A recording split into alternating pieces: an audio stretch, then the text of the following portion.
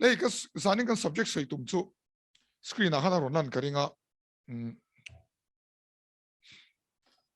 cultivating habits for success đấy kha lotling tura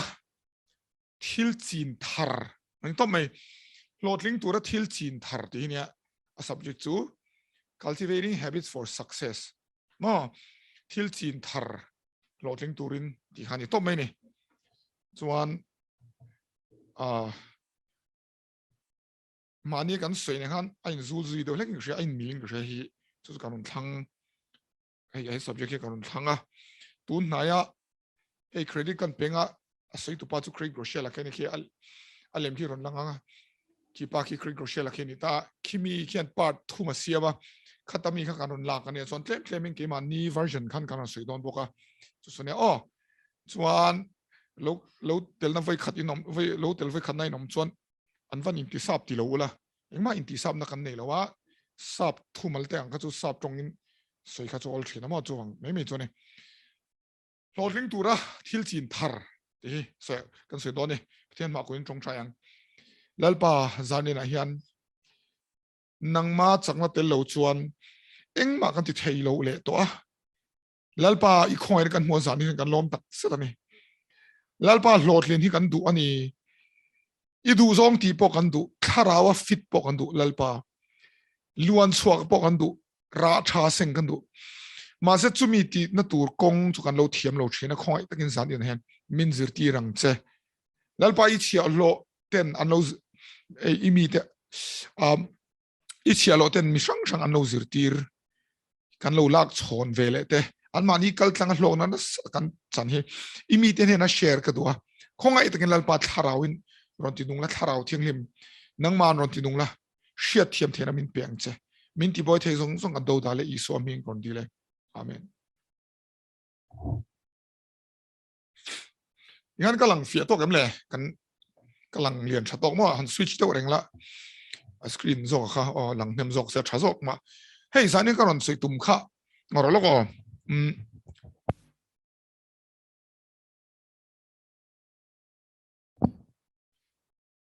อ๋อที่อัตไตเติลที่เอ็นดูไลน์ชัดเฉียบไม่งะโหลดลิงตัวรัดทิลจีนทาร์โหลดลิงตัวรัด habits ในทาร์ที่เนี่ยมั้งจงคำว่า cultivating habits เฮ้ย habit เราเสียมทาร์ habit ตัวเองเนี่ย JF dictionary อ่ะชวนจีนชินที่นั่นอะไรต่างข้ามีจงคำการมังเจ้าไม่ที่ทิลจีนชิน habit ตัวทิลจีนชินอะไรนี่มาจากจีนชินที่เห็นเจียงวักเราว่าตัวของชวน habits ก็รู้ที่ไม่ก็มั้งจู่ชวนจังชวนจีนชินก็รู้ที่งาตาขันไอ้นังเวนี่ที่ข้านี่เราเชื่อตรงนี้อ๋อจู่zoya mo enga mo chuan in lo soi zel don nia ti hian zoi deuh chuan in lo soi don na chata te teng khano he kan team ten an lo pui zel don chu ni a lo zoi deuh anga an lan chuan habit tha ti kan zir thina tro kan no pan lai pon school at po enge habit tha chu jing tho ma hano te exercise lak lekhazir mut nem in thathiam o ti khan hey in vong fai cleanliness is get next to godliness then teaching ka sap tong in hey in fai na hi pathian anna ani then teaching ka mo khatiang kha ani ta habit gan ti su ti than kha chu karon soinga thil ron soilan tum point ka neam karon soi tum ang ho hi klemina thui do wangin ka soi rang do le ka nga ma se fia kha ka duwa ka du ber chu ka thu soi hi in shiat fe ka du thena mo chu a fia lo chuan in ro soi zel do ni o he ka lo en reng ania in comments te kha tul chuan o le chia tur chu I thil ti thin I habit chu o habit chu ti thin ka tianga changin chin than ka tianga changin habit ka tiang karon pan thak thing don ai nang ve ka ni om zia chu I thil ti thin I habit hi irin aina poimo ang speaker lar John Maxwell chuan ti hena soya I lotling dong e don lo chu it ni tin thil ti enin ka soi thei sa ti ni dik khop mai thil ti tum mo amo iril ru that na lama amo mo khatiang lam ni lovin i lo tling don nge don lo chu tu na i dan ini tina i thil tia hian alanga ti a chiang ka ti a dik box siamo he thili chuan leadership lama po mi i kai shwai thiam na te le nangma shim i hlotlin na hi hetiang hei i leadership chat na hi eng ang habit nge ilo nei chin aron tilangani inchati mem eng ang leader change ini tu na hen i leadership thiam na hi mo ilo habit chin ilo ti than chin ang zelin chu tiang chuan a omani ti kha shela mo a chan chu ngat tinge mi hring hi enge kan ni in thiam hei krista kan ni na ti kha chu a chiang ta kha chu tharau kan ni na ma se ron lang chuak hi enge in thiam chu ni tina kan thil ti tut ra hi kan ni chu ni ilo tia kalo du le ka be se ni lovin mo ni tina iti tut ra hi ini mai entinan hei mezial zumi zu in mi zungol ve ta po an zu tluta an in tluta chuan zungol ve angol ve mezial ngol ve khan lo ni tamai ni chumo anti tlut na ra angzel kan nia tiang che chon shwai tu ini chuan leadership zana ni boka shwai tu ini chuan ke chu leader kan ni velo iti ni mai thema se kan soi to khami zong i engmo china leader kan ni vek leader omzia chu midang influence midang in an en ang hi leader ni mai ko kwal thiam ringot thi leader ti nan ni chong lo mi in anon en ton ang chi mi nun na vak khoi van nei ho ang hi leader chu ni ti kha kan shadon ni i duwa mo du lo mo i team ho po hian i ti tut i habit zia ang tho hi an pu ti shadon nia en tirna nang ma hi ursun de na thok chhin ni chuan i team te pon tiang khan anon ni me yang mak lu chuan en zoi de wa that du lem lo mo nem liam ve me chi ini chuan i team te po kha tiang tho kha anon ni don na ti ani ammak je so mo habit hi hi research pakhat a research tu kha min covid ni silo ka chiang to lo research kha sang ni par kum khan research an ne an research a chuan mi exam an research mi sing chuang an research a khan makdau chu mi overweight in tram hei mi thau lu tuk hetiang bulo om hian thau ve olam tia sin amma ka sin chu tiang che chuan mi weight loss chak ma hei mi cher chak hetiang bulo om chuan cher hi awol bokanti amma tuk ngating in tram thau ho chuan thilan lo ei thei tlang puya to ro chuan ti khan an bul ei chuan an bul om chung kan lo ei ve ni me te amma ka sin he thilimo kan habit hi keima ni chau min ngong lo va kan team kan hnuai mi te le min en pon tu te hi angong ve kan ni hei ka he chiang khop me kan ministry a he kan team a ka he chiang khop me mo chu chia tu chu Sean Covey han tian soya kan habit ho hen kan thil chin hen min siam min tung ding amo min potha min thia ta ti an tik te roin te vem pathum na ka dulu tu khe thili be se na hian mo ki karon be se na yan tu ma nun athak len lova mo permanent in he athak tak lova mi nun he kan thil ti fo kan habit hian mi lo thak ani an dik kan tiam he thil he tha te ro hemi ringot poi zanina record tlak ka ti to ke so hey an kan be seile kheng se kan ti hian kan nun hi thak mi lo ne ni he hi ni la kan ti hian min thak lo ni tina in ni tina iti thin kha na thak don chu ni mai danglam na om lo ti hian a soi ni and mat vision kan ti mat hir le tum hey Mizoram tan ka vision chu mi chu kan in chung tan ka vision kan ko shan tan ka vision kan team tan kan vision kan ti chin hi chalut tu ka mo ma thir le tum nei ringot thi ma se mala ka om chuang lo che eng ma om ziom lo a chan chunga tinge ni tina kan thil ti tho hian kan vision kha athen tir don che lo chu a ril zok kan thra thiam ni tina i thil ti bek tho kha ania tiana se nakina karon tar lang don tho mo i be seina hey it hil du i be seina tian tia i be seina level ti kan manga i be seina mun hian I han thleng ngot don lova chuai chuan ini tina it habit level hian it la thin an ti I hre thiam em ni ila o itia hian I han thlok chho don ringot lova chu tiang a nekin ni tina ilo ti thin dan inun phung I habit hian I du ma du lo mo it la thin an ti in hre thiam em chu sunia chu wang chuan inun thak tu dik tak chu I habit hin ni reng ani chu chunia khovela mi hlo thling ber hi an fin a thilan hriat thilan thiam nem lam ni lovin ni dina an thil ti hian khami hlo tin na lama I shwai tur khan an lo in thunun thlat me mo poi mo lut tu ani hei entinan mo harna te poi nga tinge a dai re lo chan kel kang te po eng harna po kha nga tinge dai re lo chan ti chun eng lo thawania har tur khan an tong chaya bible na chere pathian an doran be vaka mas khatiang khati zewan ne atro an ti zewa pathian kharon che zeu ta mas chering tu chon har na hun la an chet ang khan chet ring anga ya an lo pe lo thina habit anga pathian dor than mo pathian zong nun nei kha angai thina khatiang an nei lo wang khan har na hi adai re thelo ani mo chu chu hriat to khala ka afiem ke chu zan in kan zir hi mo keima min khoi keima hian tha ka ti le tu wanga midanga tanga karon khar chhong ani hei chu chen chuan tian in ti mai the ami ta khar chhong ate ka hilang che hetiang fin na hi pathian in midanga lo pe a kha miron pe chhonga ti khan kan ta lo ni ve kan in sem chhong kha tiang ve khan emo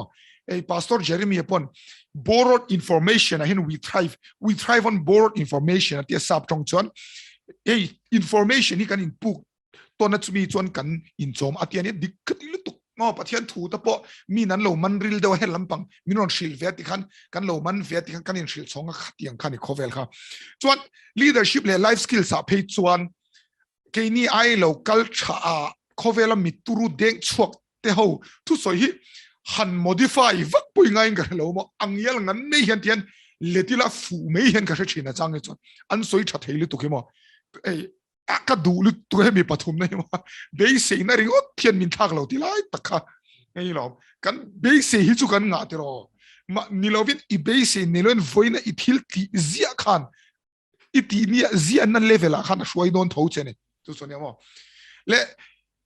chuan apalina chuan mi tam tak leader te le mi hlotlin du tam tak hian habit ro pui tak tak bul chana ngai mon ti thina mo ani lo chu tiang ni lovin thil teru te tling khom hian ra ro pui hen jok ti shator in shati mem hei zani ni enge kan zir habit thani dan hlotling turing kan te chu ti ni chon habit ro pui tak kan ti chan nge hei habit har sa do enge kan ti chan nge ti lampang ai teru te khan tran turani chumi chu mitam takhian shelawati kha pat point linani hey ilo sheng I am new year piang hian new year resolution kan ti hey kan siama tung kum chu hemi hi ka ti to lekha ka zir pe tong mo ka exercise tong ka tong china sa tong ministry ka in mang na sa tong tiang te ti ma ka telang tiang te siam vezia ma se tiang resolution an siami za song ko pani an zom lo di mi hen mo chu sonia le ka du do pakhat chu mo hemi chu goal habit chung chang a hen kan vai hian kan tum chu ai nang vek anti a spelling ki diklo lo shatiam kan vai chon kan goal hi ai nang vek enge goal chu hlotlin ma se kan top dan chu ai nang lo thei len di in shatiam goal hi chu nang vek engen antum in khelna tel reng in kha trophy kha don an tum vek pakhat nan in tum vek tu man kan ti mi va chuak veng pangana kan ni mana an tingai lo re helai camera lo control tu pa chandama po hi englo boxing atela an lo nek zeka ma hi mo ma se khatinga chaklo kha tum big lo re champion tum khana lut ve thoni kap lo khani hey kan goal hi chu in ang goal hi chu hlotlin hi ni vector mi re tharau mi to po lal ison nung kan zui na lama hlotlin kan dua adikem ani vekalom rong bol tu te po tharau bo man kan dua kausan rong bol tu te kan ni ve kan vai hen mo ma se arra kan hudat ero hi chu ain anglo an thati mem arra kan hudan hi chu in anglo nga tinge ti son goal ne ringot thian hlotlin na mi lo thlen mi ala fa mo ni tina kan system an ti chu kan habit ni tina kan lo chin than hian khatiang han min thlen cho chu kan thadon ni o hei tha ka til tu ka leader le mi hlotling te hi thil thiam vek an ni ngai lova thiam big em pon ni chong lo ma se thil tlem te ti fu turin anin thunun na sa thin an ti in manem tuna hei khovela mi hlotling ti salama tharau lama mi hlotling in thiat zong i lo en lamo thil dang i thiam ang khan ro thiam lo mai thei nang ang pon an ho an mel thalo mai thei nang ang pon enge an fing lo mai thei ma se an thil ti thiama hen an focus to patikhan an tinasa an lo hlotling tat omje chu enge ni tinin kha an thil ti tum kha ti tur kan habit an in siam intratem an ti char kha til ka lo tling khoma toba mi lo tling hin lo ni tamei thina hallelujah khatin kan ni veng u hey zol nei daniela po kan so ching kamo ale ma khian lan kringa zol nei daniela po i khi han en taula intinge kan ti chuan ni tin voi thum atet lai changin a upa thlengna dam chungin fian rel tong trai ni tin voi thum nei zia chuan englai pon habit angin a in ser sanga anun kan en chuan anta arin em na thoa mel ma ten ama eilo tu te pon soi chiat an tumin soi chiat na rem chang muzo lo khopin arin omani khatiang khania khatiang kha habit ani kan zil thin to kha daniela chung chang kha awang khat engti ni ta pathian ka anuna aroi puang top mai ni pathian ka anuna aroi puang top mai ni pathian anuna aroi puang na sa anram kha babylon rama oma babylon rama harna thena babylon ram ka persia ho ina no la persia rama lo changa khat ta pon pathian ming kha ati dar khatiang reng kha chunglam le noilam du sakin atanga ni kha david i daniel kha nga tinge pathian thana ni wanga mi ni chu ni chu tia ti zon israel ho athang veka keni christian ho him thulung thara chon min thang veka ti ro ma se tu tenge ron ding chuak ta ni tin pathian in an ma ni akal tang thei tura khati ang habit lo nei hallelujah kan thia mem ini tin ti dan thin hian inun hi alo shil isia dril lam ringot ani lo chumi tha chukani chumi zol nei chumi theologian chukani lamani lo ni tira ikhil ti hian mo chumi business degree MBA double degree ka nei mo chumi lamani lo tak ni tina I habit tho hi adik kan thiam ni tina kan habit tho hian ania I hemi kan hemo ti hian ti tela ramro pui min thlen tu chu ni tina kan habit ani ta tiro chu tiang che chiat na ram min thlen tu poi ni tina kan habit tho hi nia isa done ni tina kan ti chin hian chiat na lama mo that na lama mo min shwai ve tum ro pui ringot ni lovin I thil ti khami kha apoi mo ber chu kan thar donia ke po hemi hian min kheya min chou thar em ani chu kan donia daniela po alo turu na chan chu israel mi ani wang ni lovin insertion na te pathian biak te rin omna te khatiang zia kha kan zir to thingka daniel principles te ka zir kan zir thingka khang kha happy da nei ta pathian ti che turin ami zia kha a bit vek to mo pathian na set lo thei lo khatiang kha lo poi mo lu tuk le mi re hian kan thil tu mi chu a bon thei a turu thei kan tum tha thei ma se mo kan hlo chamun em nga tinge base na sang takin kan chana ma se hote kan toble thin ti hi karon soi don ani kan la thiam em ko soi dan hi hey base na sang dawin thili kan chana kan nu na hen mo base na sang dawin kan chana chuan engamoni ni tumin kan chan ve ni base na sang chan si kha kan top nei inang lo thei mo kan hlo cham na sa thei nga tinge pathuma ron soi kan ho tu pa hian karon letling chonga pakhat chu heng te hi ni a chan te chu kan du tum ka kan thia hey kan thil du chu kan thia ma what kan thia sa prong chuan ma se how engting nge in thak na tu hi kan thela wani a fiem ka se dan hi cameraman hian adu hi a sheletu keipon ka du chu ka thia ma se khami du thleng tura kan thil du le tu thleng tura in thak dang lam dani mi hian kan thelo afan dikchit abik takin ke ni chu rongbol tu kan ni wangin rongbol tu laina soitala Mizoram mi pui tam takin kan share lo chu rau dan hi kan share lo cái memo rau ti su piang thar ring dan hi piang thar dang kan thia ma se piang thar nuwa kalzel dan hi kan share lo ve top hin ka share ni tam tak hen mo chu kan vai chu ni lo ma se kan share lo ve top hin kan share he hi oi mo lu tu kan ya enge in chem chung chu kan soi to kha tum ringot ni lo win ni ti na khami tum ne na in mil zonga nun phung hey cái mà rau cái đủ xuân rau đủ xuân anh ngay before cái tí trong trái Bible share fellowship sol đầu khát tiếng chín nun phung à bết xe cái đủ lâu mà rau mấy đó này in cho thấy không nát sang cái thầu đủ xuân degree chả cái này đủ xuân ní tin lệ khá zir tlut cái lâu zir chả xuân lệ khá zir na habit cái này xuân he ta exam don meu xuân cái lâu theng sang đó cái lâu thiam nem đó chả đâu cái pass cái degree chả đâu cái này mấy đó na khát tiếng khá nem mà chả đâu mà sẽ anh bọn sẽ ngắt nghe basic sang đâu xí hậu thế cần top trên tin cho chăn chú hành hình trên này anh ta muốn chăn chú mà sao bây giờ chọn anh tin nghe các vật hiện đàn cần tiêm lâu trên mà cần đủ chú cần xia mà sẽ anh tin nghe cần hiện đàn cần xia lâu trên chú cần hiện đàn tổ chú giải cần soi khăn này mà bây giờ lúc chú cái soi khá goal này riêng ở thiên lọt lên na thiên lâu ti đàn system sang hiền system tu habit na ne mo hay nga thlen zok chu sunya poi mo lu tuk reto igol kha I han thleng ringot don la famo chu mi an ne kin I habit ang level a hian I tla thareng don hela igol ta la ini tin habit iti thina kha thil dang de ni zon heta hian hela hian I tang reng don ani top ai om ja chu shisel du ta la mo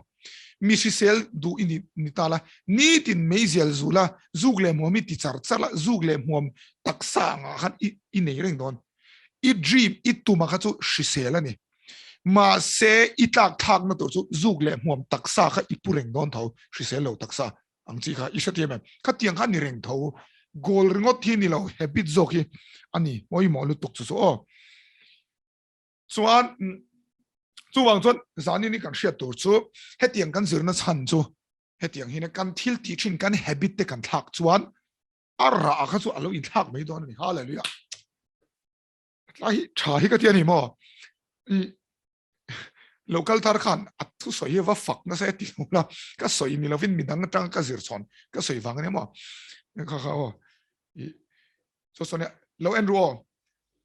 ka soi chun thia man tai so I thil ti I habit kha thak la ara chu ira ka chu amma ina lo in thak mai ang chu ni mai oh so ei chau lifestyle chau nun phung that sa si phone khoi da sa chau om mai nun ka chu dul kier na le shi sel lo na thlen chenga ma se shi sel nun fit chang nun nei du chon engte tiang kha tiang nun khap kal sanin engte tiang exercise need in exercise chuan ei tura po indiscipline nun nei la I tuma mo tum lo mo tak sa fit chang ka aron om mei don ani han tum em lam pon I habit ang kha ni ti nai ti ang kha aron lang mei don pathum na apanina he a thak ti mo mitam da khinga tinge bulhin tran thave ma se kunzuiral thin ti na su panina chuan ma son na rang ta ka kan mu mal mai lo wangin adik kan tiam hey thili ti ve ta tro thilin ti ve tran ta enten exercise te inkal ta guitar class te ilata abo in khelizir ta mo painting te izira exercise mo hey gym te kala weightlifting te ti mo khaten khan Bible chia trong chai thengin khaten khan in ti ve trana ni thum vel le ka kar khat le ka danglam na he hu aron la lang vak lo thin jatur aron lan vak lo hen ara hi aron lang ngal thut lo wang hen kan lo daw na mo ngai dan tik lo te kan lo nei mana engte kan ti thin hey thil ka ti ve bek ka digi siki ka zira ho tu ti zong in rilu kan pude mo inchatem claim a fing deu che thi om zi om lo ka thil ti chu tha mo le ma se claim ti hi ti bek om zi ani lo ni ti zong in kan la fo thin tak sum don na ta bo hi bulan an chana ti ro ti khan customer claim an ne anin chom chok an chung kwa kha tiang ani chong kan million man lawang tia ma san thiat lo chu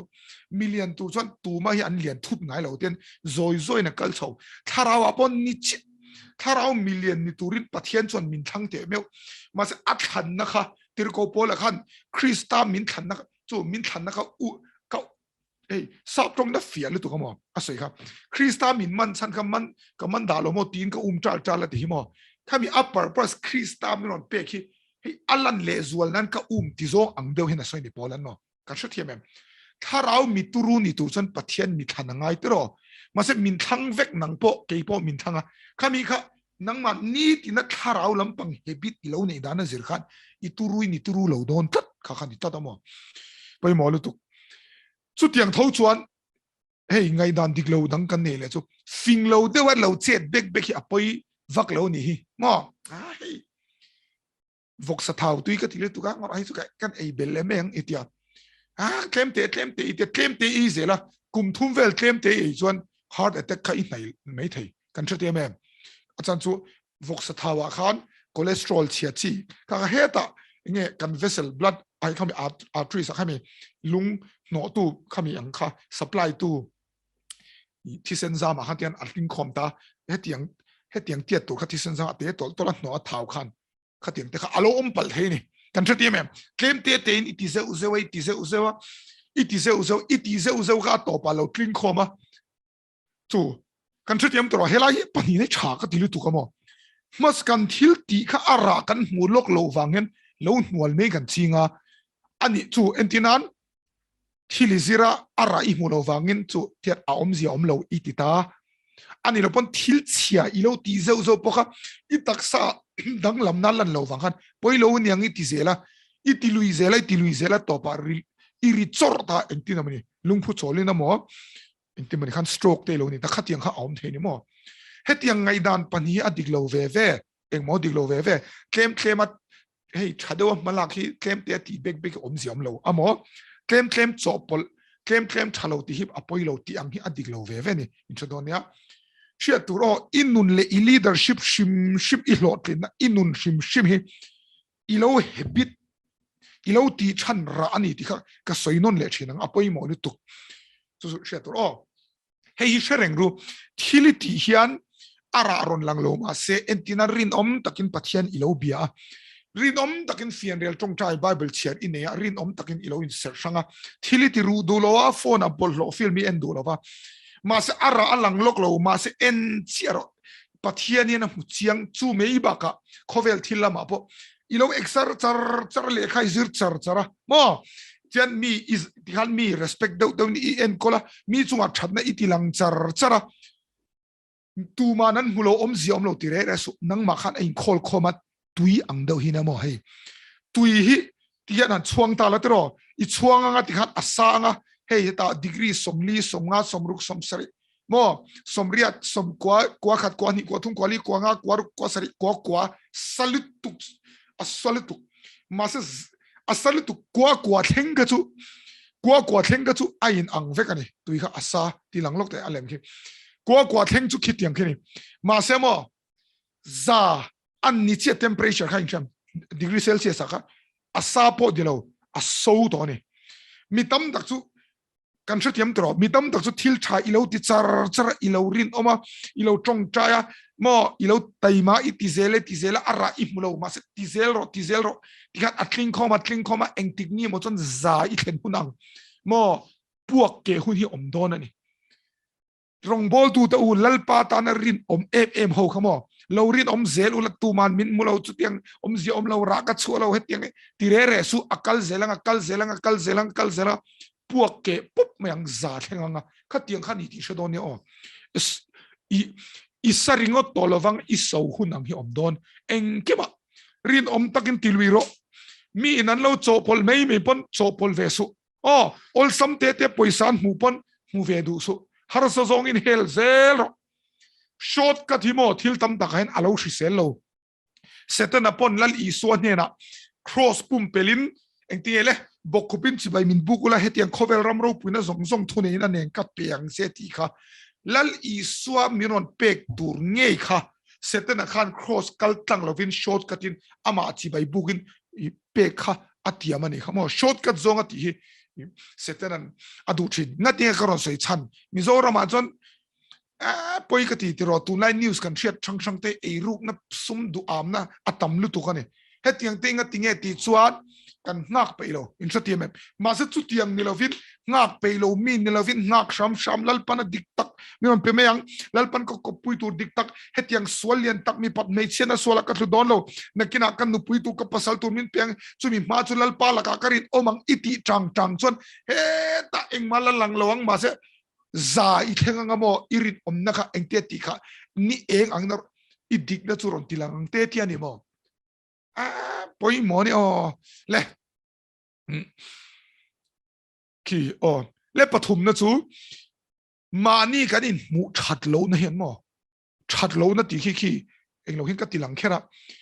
kan lo thin na tur hi ati che top bok ani hei chu chiang kho hei ka tim te ho hi ka tim ka ti chuan kan tim ti tu na ma se ka ti big na so ke ma ta ni hei chana point ka ti ma ti thawang so tiang chon in chete mem anei tu ka ni ti na lam ai ma pon ka tel na tim hei ka in ka kar tiang do hei kan in trom ni ma se tiang do so kan ti ma ho po hi ka mu chianga hei kan ka dan thi nang do mo hei kan kap ta chu tiang kha tiang ni kan in ta ma se kha tiang ang kan ka ang do kan soyang khan lo oi chon an che sia po kha tiang khan om do lu tu ni so leader chalo le ti ve thelo wa in mu san makati do chu mo ke mani ti ma tho hian an lo ngai thamei the chen chon in mu rau thot lo hin omani an mani an in mu rau lo ba kan kem re hian hey ministering kan that dam lo tong chai te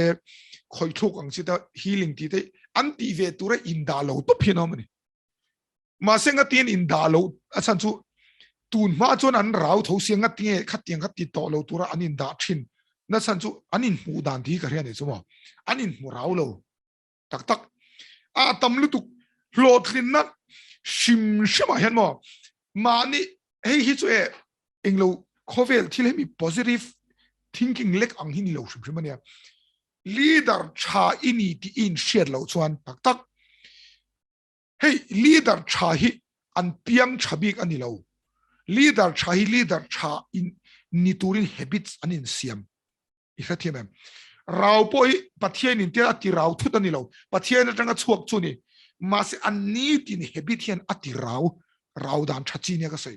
mi mangai an thang char taima kan thang ngai daman thang tong chai thang bible chair thang thil phalan thang khatiang kan mi rawa chwa thina ni sumo khatiang hania poi mo lu tu mani in mu diglo na poi em na su kanin mu diglo ang hian kan che chua ka khami kan che chua na khan kanin mu ang kha mi ron thlen hey entinan cameraman chana hi mo in mu raw lo ta se ain mu raw lo chon tong chai zing arong kal pe don lova bible chair na ron tel lo wanga ke chu ka ti ve tur ni lo ti zongin chuan khatia rong kal lo wang khan ama a hlok lo wanga a raw lo le zual don ani in chute man ko sei dan chu kadi a in mu dang kha ama le ma a in nem hi don ani chu he tha she tur o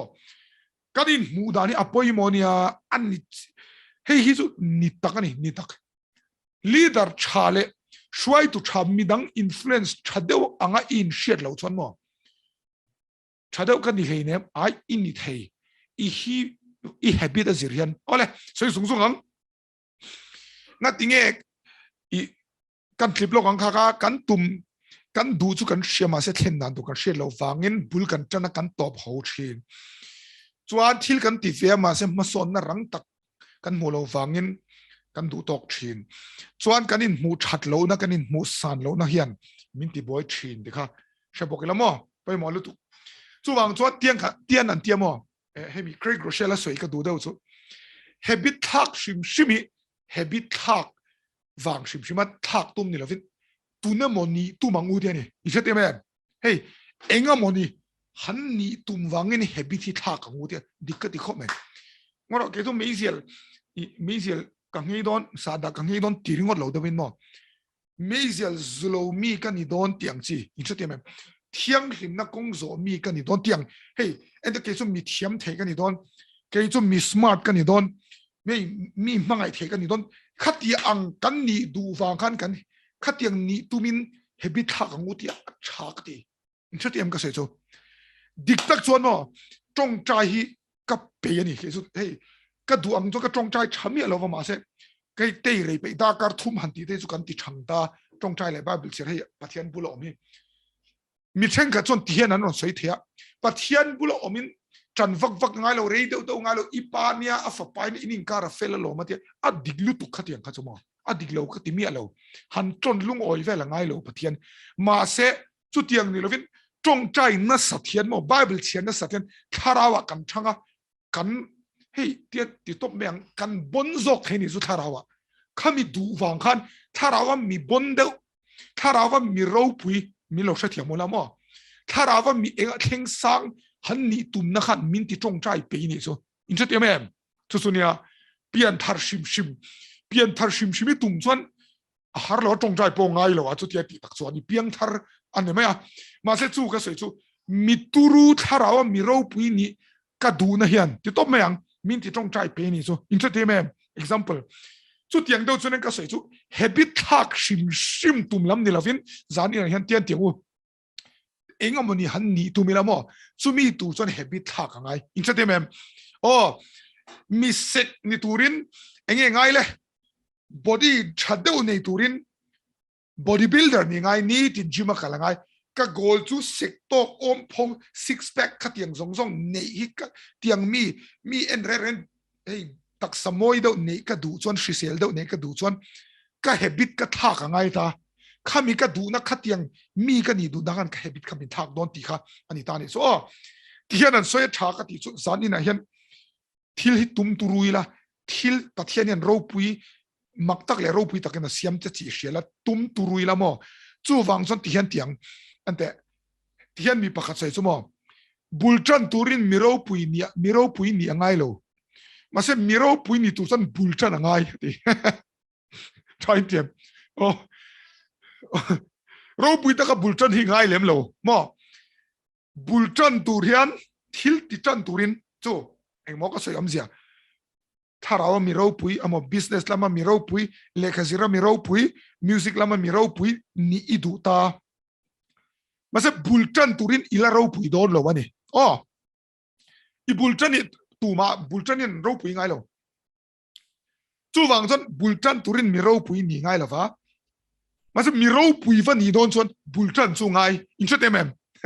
ka khani hei sherang ngatinge habit hi kan siam ngai chan hei karon top chona tu chu habit engting kan siam ang ti khani ta mo I habit kan siam dan tur ala fia zelem miron belok tu chata hian kan miron belok tu ka soi dan hi fia zelem ro pui ta ka chon khangai lo ma se chon chu ngai ro pui tu chuan chu soni tian an soya mo chu ka ti chu solai theng tu chuan eng mo ngai solai theng tu chuan ni tina step la kha angai ni chu enge omsia ni tina step la chu kan habit hi ni tro kan habit kha khani ta ni chuan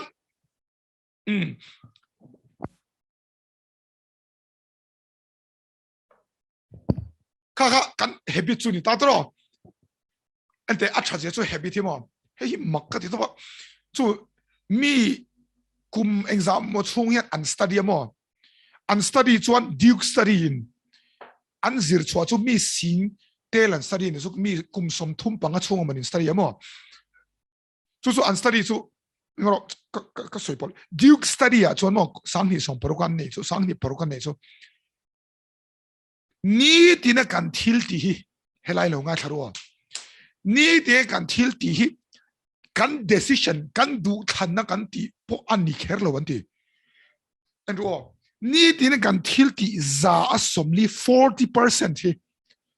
en chero ni tin I thil ti chumi zinga za asomli kha ti ifa tum ni tolvin nang ma habit ve kan enti hallelujah wan tha highlight ro hey ke mani habit ve entirnan choi in wall chen chu chen om ina leng na to na muna kalture in siam Craig Groeschel chon tiana soimo zinga thowa arutini ang ni zinga thowa oatmeal in siam chon berry sa datigan e chon chu atong chaya nupu atong chai puya chon a office tena drive phe tiana ti top ka thil ti thini ka habit to lu tuki a in program to lu tuka ama khan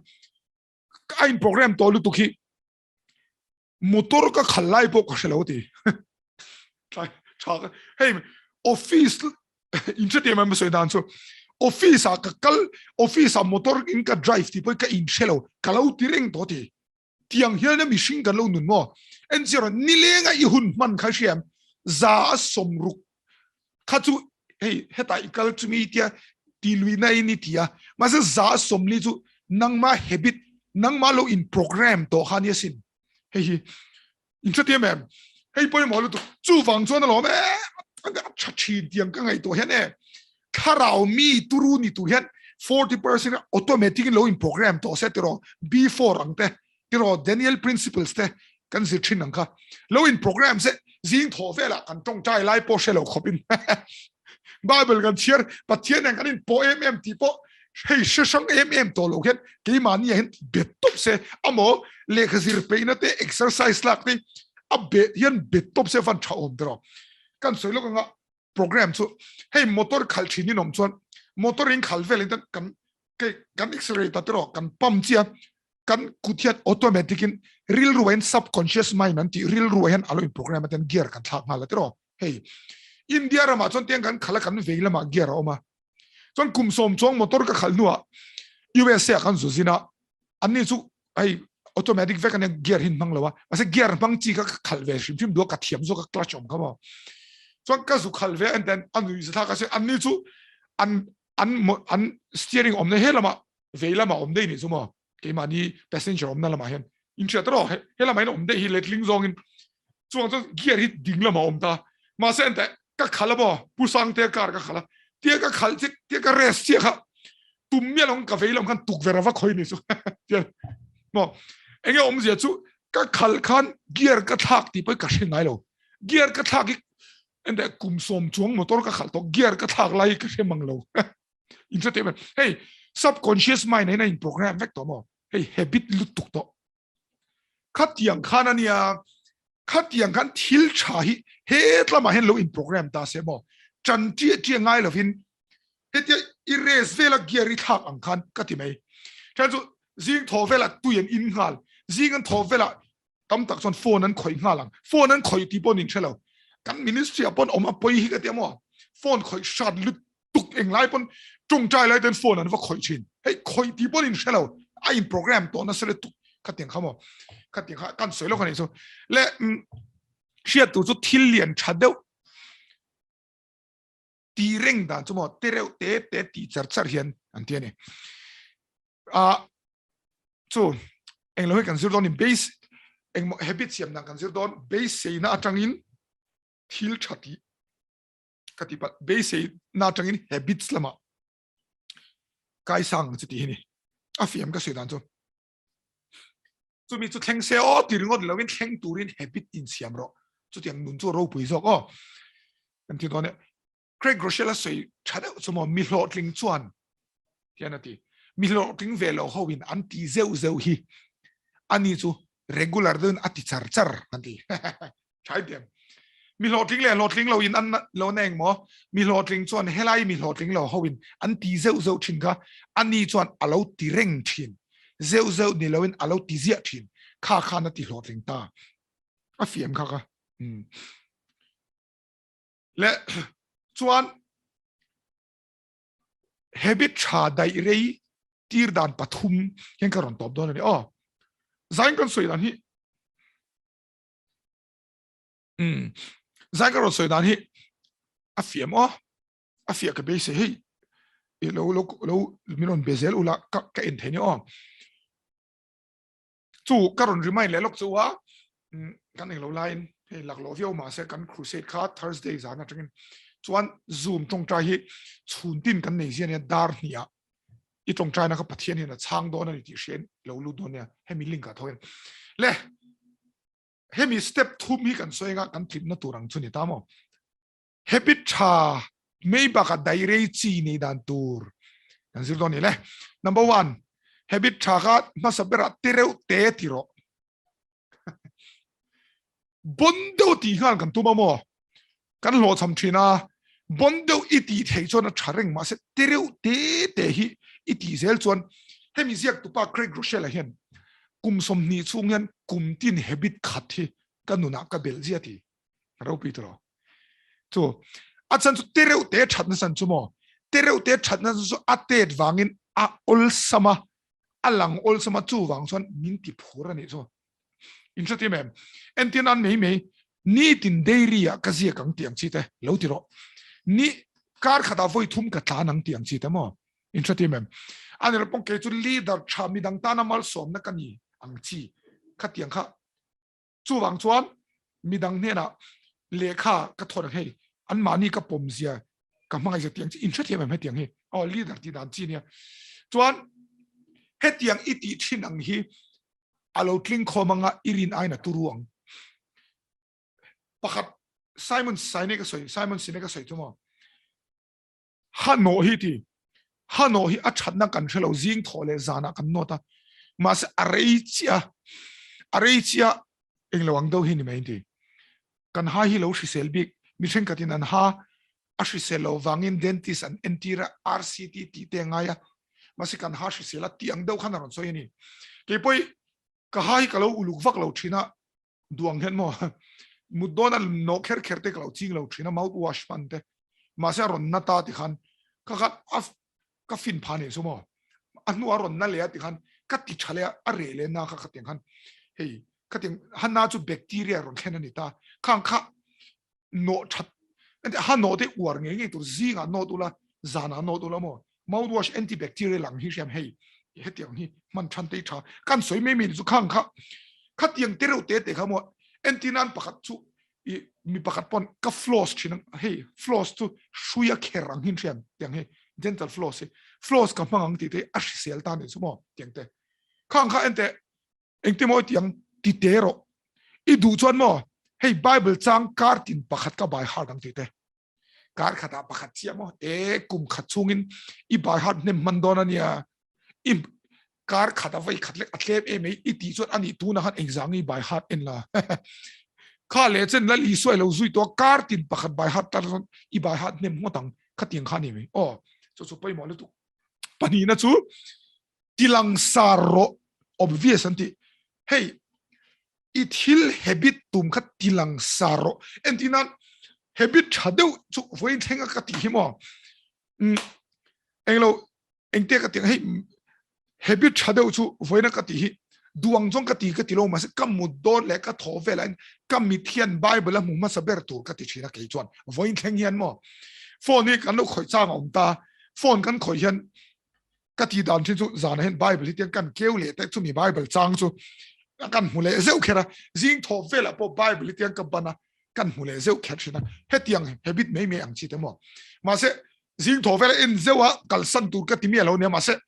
phone ein bible ka mu ma sa tu ni tiang chi te mo anel pon phone om lo chon ti phone ka khoya ka bible app zo ka met choka ti han mo u version te a ka ti pal open bible siten te kan met choka hei ti han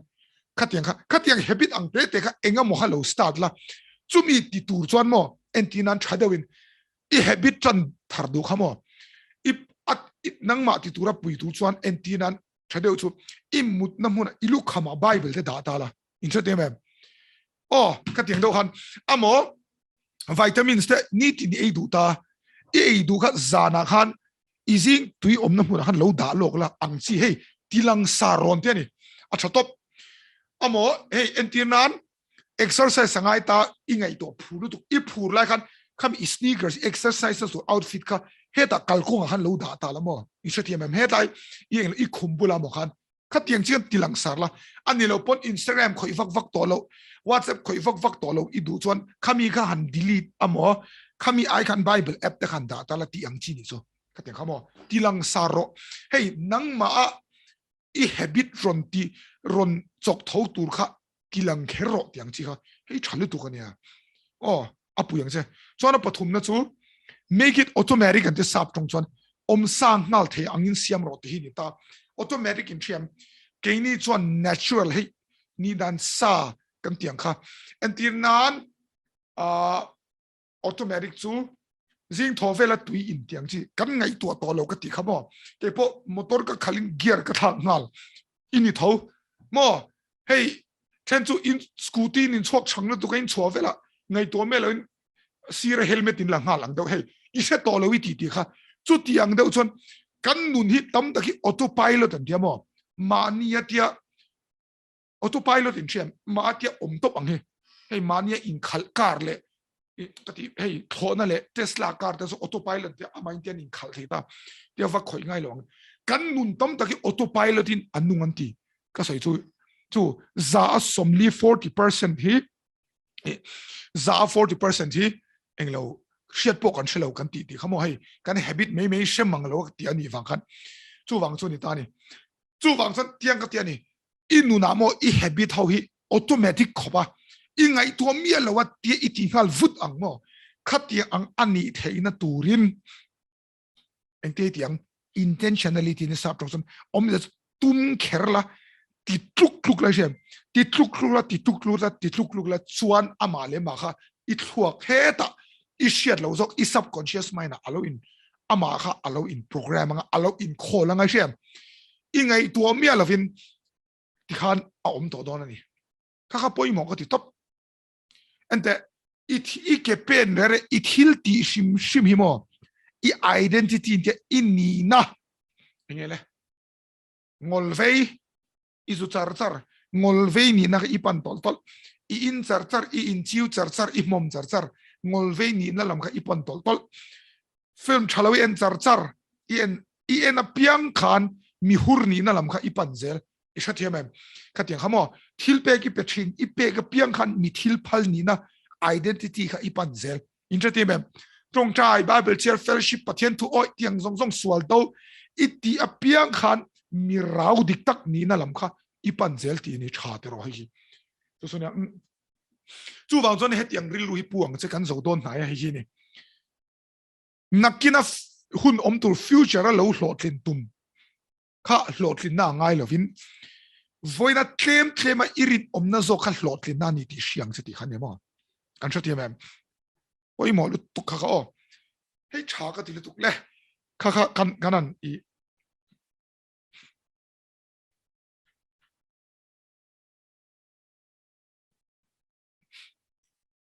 chu oi mo lu tuk le enge tu na hen kan zir chu hei ni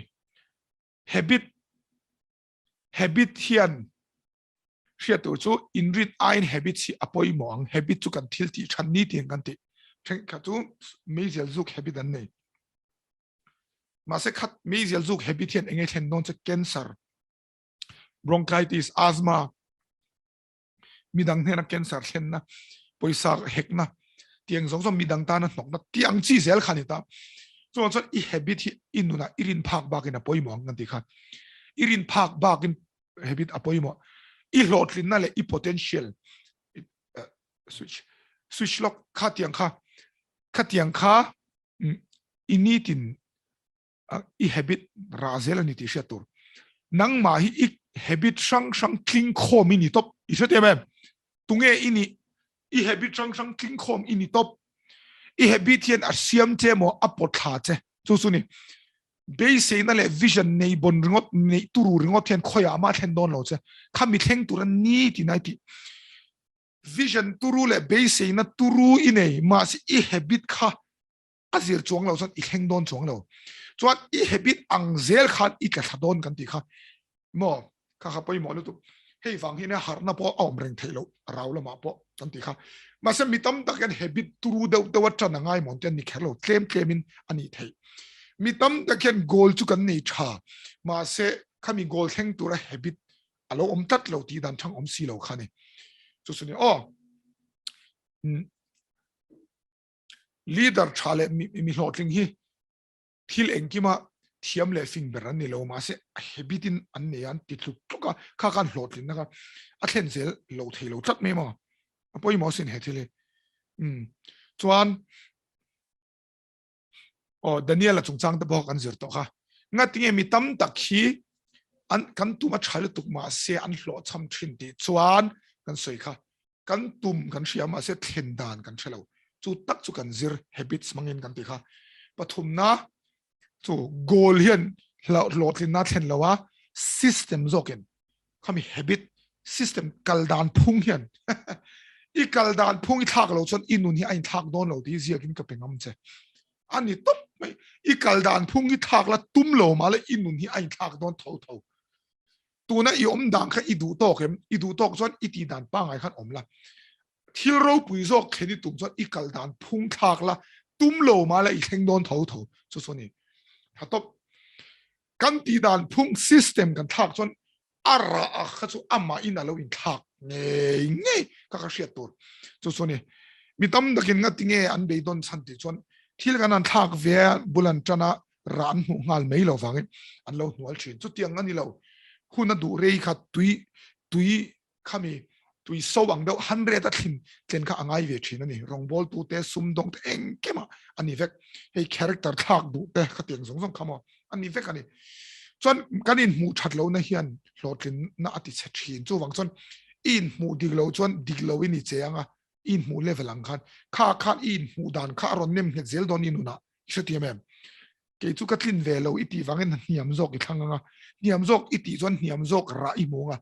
chon niam ang in ngai ang khatiang ze khania mo boi thak chu sonia chu wang chon engti eniang habit hi thakang enga tan nge habit thak shim tum wang ni lovin tune mon ni kan tum zok wangin tharau mi satlia kan i don lo tharau lalpa mi man tlak ni ka du iti wangin khami ni tu chon habit thakang ai se habit thak shim lo le khami ka wa tum wang zok khan ti kha ka ti da ne mo bulchan turu ngai lo ma se turu tu chuan solai wa theng tu chuan bulchan chu ngai bulchan turu ngai lo ma se turu turin bulchan ero chu ngai kan soi to ha so ma chon bulchan ro engting ei tiang bulchan ang ma sabera ol sam te in step pero te kar ti na habit thari ni the pe so thangutang zani ra hian habit pakhat ka request do so engen ti son soma pakhati pek chingru eng poisa ka soilo poisa po peula pathian hena in hun dakar somni palia soma pakhat diktak su dakar ni le chan vene dakar ni le min somli ni lovin dakar ni le chan ve changa dakar thumi pathian bola pek hei sumo theng sang du na eng ki ma hena achanyo ipek phot chona dang ha ma se chu tiang lo po dakar ni dakar khat ipek so inun hi chu ama dakar khat ti thini ni chon dakar khat le chan ve dakar ni ang khamo tiang khan ti na gol te te ti chan ro mo ni tin ka exer don ane pon ka voksa ka i do don lo bong sa ka i do don lo mar sa ka i don to lo ka shlo hei I du lo shisel lo ang shet shisel nan purun var ni tin ka i don purun var hi shisel ani purun var ka i don tiang chi ka tiang khamo chuan pani na tilang sar la I goal khat tilang sar la chuan I mu piang khan I goal lama drive tu entinan bible chermi ni don chon bible kha da ngal ro mo khatiang chi khatiang kha chuan I phone a app khat eng lo ngal ro pathum na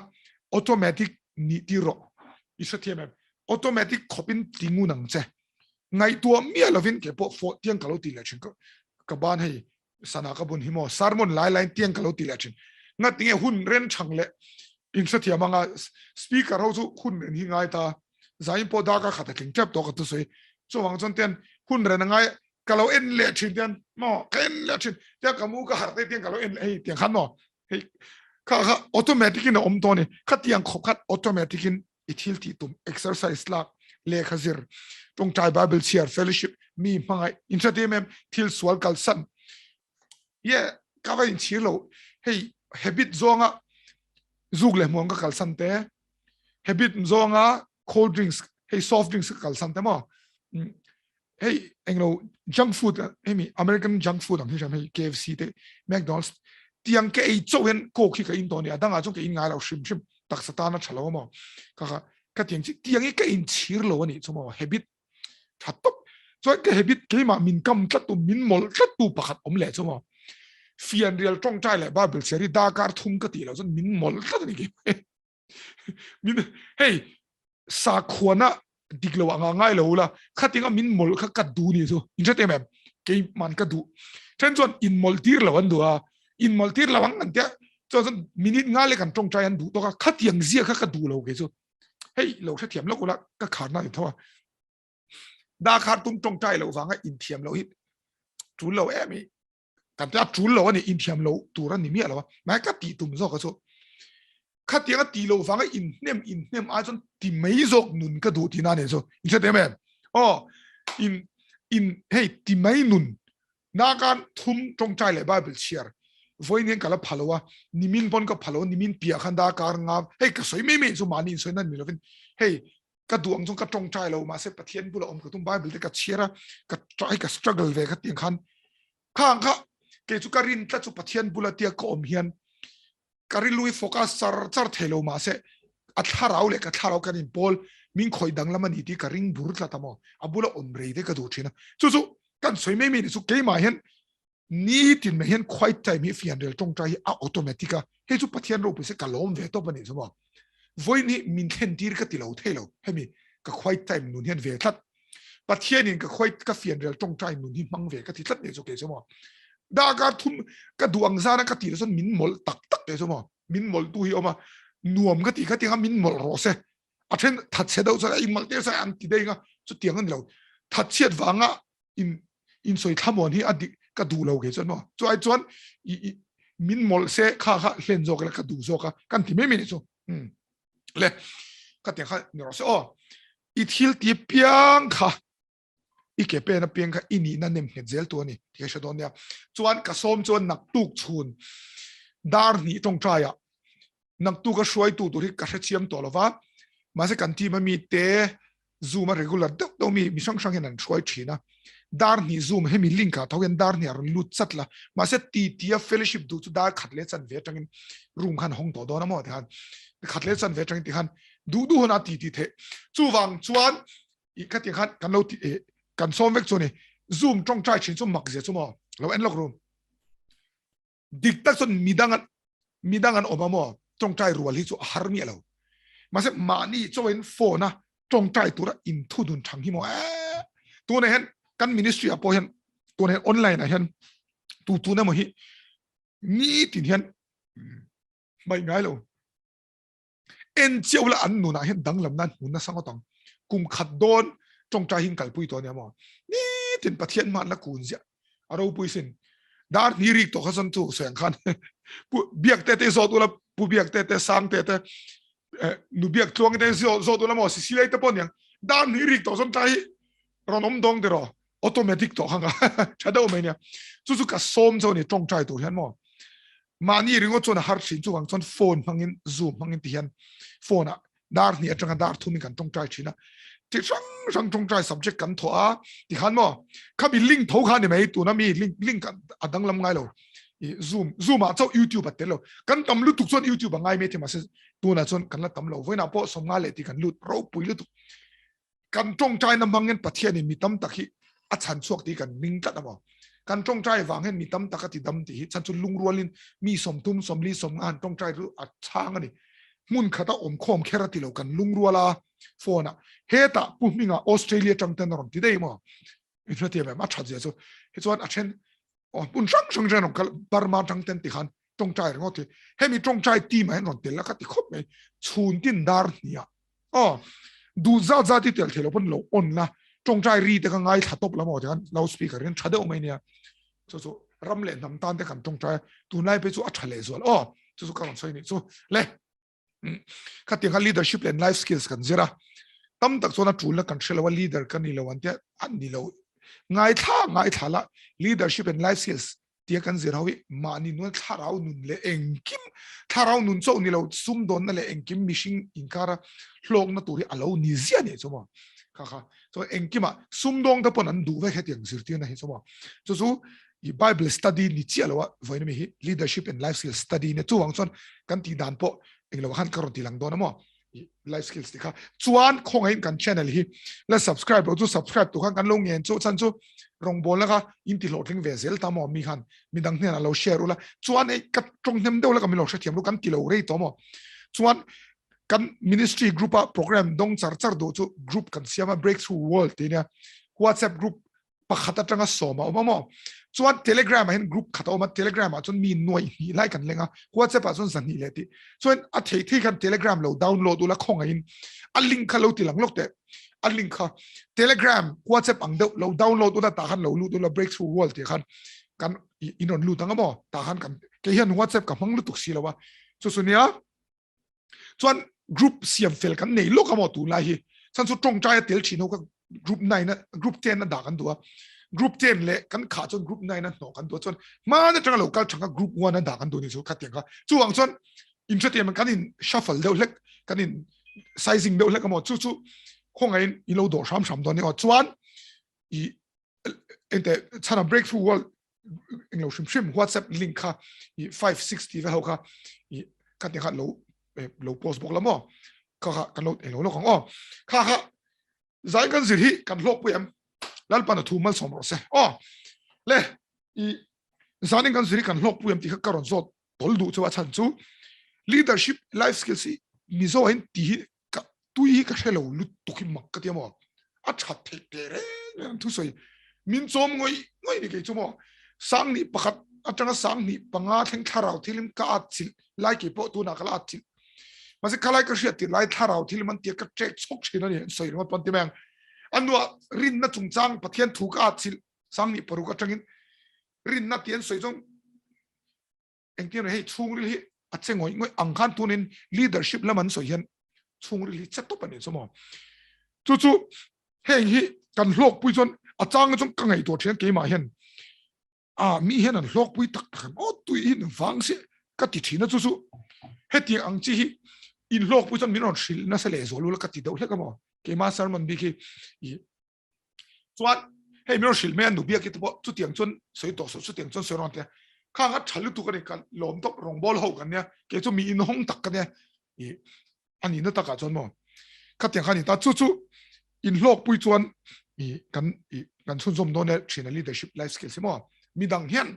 zirtirin tum lo theilu tu ka ti speaker dang he hei cross thur ngot ti kan la boi puya kan boi pui zel dona boka ma se tiang lam pangi apoi mo seng ti fem ke chu arau ka ti top ni mo life skills kovel mi te bon man thiam tur ang tharau mi te mo kan man thiam tur ang hi ni tlada life skills ang hi chu mo chu tong chai hebi da nei ti de khania chu ba rau om don mi tro in ti fem tiang chi kan inge chu lam he tiang principles kovel mi te nan lo sia mo pathian shelo hian pathian en sum don dan te mi ni dan ti dan siam te khania kai da hi mo kovel mi te nan lo sia ma kovel mi te nan lo sia ke ning kan che si lo wa chu ti khan an lo hlok pui thur ai sem ke nin kan lo hlok pui thin lo pathian tok te na rel tin chuan lam kan mang dei thina ka tin khan ti lo la mo le ka lom lu tu ko in response he ka lo muwa lal paru pui se le chu zani trong chana ka manga chuan trong chana ka manga chuan atu lang kan se do ne oh hei dar so ma ri to tem na ri do to ani na ta ka jong ka soenga kan boilu tu ka Andrew me class te ka om khamo kang ta ka telvek ulat dar Tuesday piang hian dar sari vela chana ne discipleship evangelism course ka hei announcement ka tin hem mino shetiam ro kang kha Tuesday piang hian khami tel chon certificate an pe don che a chuan lekha bu pon on thon don che lo in register va to khata khan ka khani ta chuan mi mal takin ka soileang keima broadcast list he keima message ka thon lisa intel du so keima khamiron inbox zone o ka tel du iming iveng le engtia min siange ni kha he online na lo tel chini da lo soilamo so ka lo telang lisa o indong don nya le chu zani na hen trong cha la ka mang do na kan trong cha la hian I pathian hian in hlan na kha kan nei do ni o piang thar lo chu in lo piang thar do ne chu lo chu life skills le leadership ti chu la lu tu ni I pian thar lo chon nga ti nge ti chon shem mun I na ya mo khami tu ka hlom kha om chuang lo ne om non lo omicron ti vel mai mai zo eng man lo shem munai tak chon a chi lo lu tu so I tak lo na turin nal I son cross I ta na tuara athia thole ni cross a tor chan khamo shero olsam ber chumo nang ma ka shem muna kal phui ni keima kele nang he kal ngi turi ni mase ikal ai ka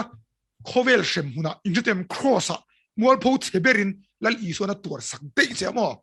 I ai atura nang ma ka as hey shem muni kalona a chat ye chu shem a puili tu cross mo lal I su khan I phu tok zong kha thi na le an che ka cross a alo phur ka I phu mi lo kan phu mi lo kha mal som ka tian a perfect che ni chu cross a thil thang ani mak do me sin tu na chon man via lo mala ama hi la le chan nam tu tian pom top la i man tol meng lai chuan pathianin rongbol nei mal som se kan ti lutuka online te poi pungzel se chon thupa karon choi chu group om ho kha du angin kanon changle thelo thina ke pe chu mi malin sa chu he phone hi ngoro he ka phone zo khi ka kol lo thina mo midang ka kol thin midang in kol thina ke chu ka ti zo na rit lutuk thin wangen kanon chang thelo thina WhatsApp page mo WhatsApp yan min bevak lo la ka tiat the sham chon Telegram mo WhatsApp in SMS in biaula a thei zok thina WhatsApp chu ka thei tok lo thin duain mo a ka soi me mi thupa choina le tuk chana ka manga lal isu kha I thinlunga lo som lu ta che I'm ready I thinlunga lo lu turin I feel kherangai lo cha kherangai lo ma ser lu tang I som chuan pathian ma konin tong chayang lalpa zani hen lom thu khil cha I khoina min mu ti ra van kan lo me lalpa hey leadership le life skills in nang ma siamania lalpa khovel kaldan phung hi nang ma siamania ma se khovel chia mi chang na ti sa chang na dam chung ro puina kan ti lo khatiang ni lo zok ma se khovel principles hi siamania tiang ni lalpa mu chok thei tur min siam thina van kan lo me hallelujah amen zan in pon lalpa lalpa habit tha lo ni tu zia ni tin nang ma ne na leng dun habit lalpa nang ma swal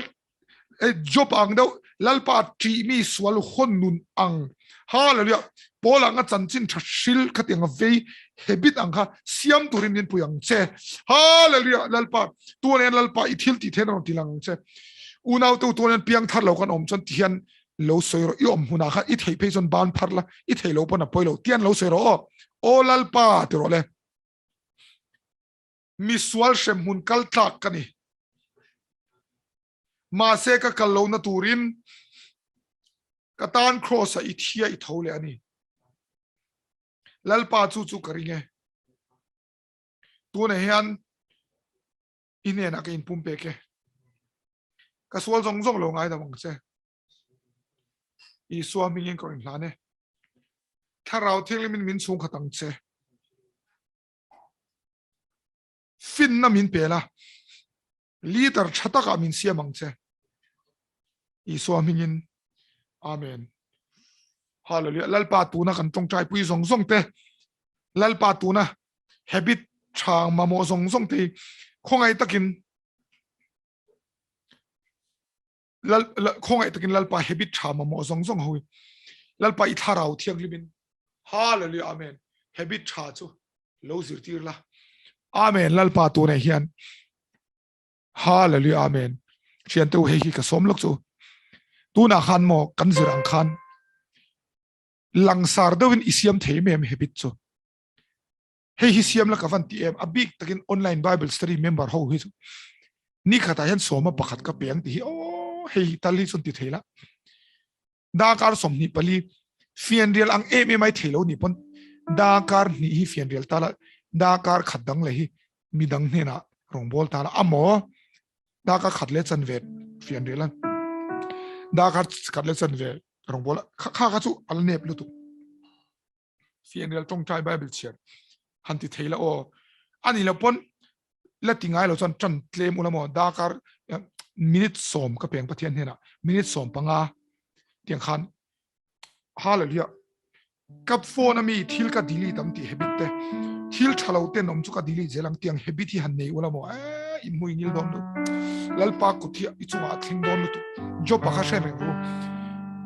krista fel na la chan ma pon pathianin adulu tu pathin zon ama fel na pe ka in chianga mi fela chian kha enge ti thin in chem lalpa atri ema swala hotop kha kha ti thin hallelujah tuna job angai to lovin khatiang ni to lovin lal iswa thutlung huna phei chuan ama felamin trom tir to ne chuwang chon hallelujah lalpa kan duamo lalpa kan uma swal kan hot phei chon avan na sale zwal don pura khub na khalo dam ro se iso krista mi khub na zong te shok na te khalo dam ro se iso mi lal iso khan cross khan dam na pe cha chumi chu lo theng ro se dam na khalo theng ro se iso krista mi shok na kha idam iso mi dam lo theng ro se shok na mol kha ye vuang na fola ti dam ni hallelujah amen nang shok na Iso Krista min chua sano thuka pe che